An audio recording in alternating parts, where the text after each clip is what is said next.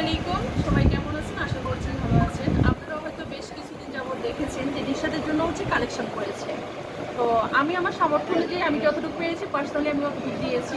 আমি ফেসবুক পোস্টের মাধ্যমে একটা কথা বলেছিলাম যে মে মাসের 8 তারিখে আমি একটা পোস্ট দিয়েছিলাম যে আমার ফেসবুক থেকে এই মাসে যা ইনকাম হবে ওটা আমি নিশাদের জন্য দিব, এরকম আমি একটা কথা বলেছিলাম।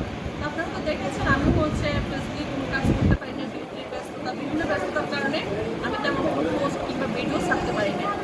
তো আমি আমার ফেসবুক থেকে যা ডলার এসেছে নিশাদের জন্য আমি সেই আপুকে বললাম, ইভেন আমাদের যে মানবিক যারা ভাই বোনরা আছে ওদের আমি বিষয়টা অবগত করলাম।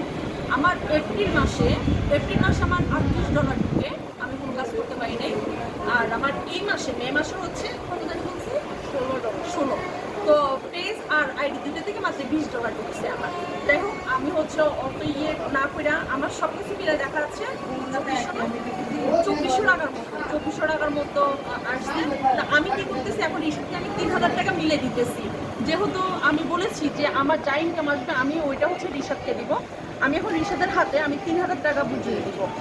এটা আমার না, এটা আপনাদের দেওয়া টাকা। ফেসবুকে আপনাদের ভালোবাসার উপহার আমি রিশাদের মাঝে দিয়ে দিচ্ছি।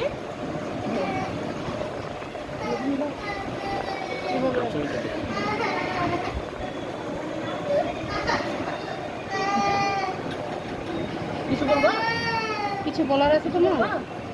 বলো কিছু। তোমার ফেসবুক ফ্রেন্ডরা দিয়েছে। তোমার ফেসবুকে যে ফ্রেন্ডরা দেখছে তোমার জন্য। জোরে বলো, সুন্দর করে বলো। লজ্জা করে বলো, একটু জোরে বলো। যে সবাই আমার জন্য দোয়া করবেন, আমি যেন দ্রুত সুস্থ হয়ে যাই। আর বলো আপনাদের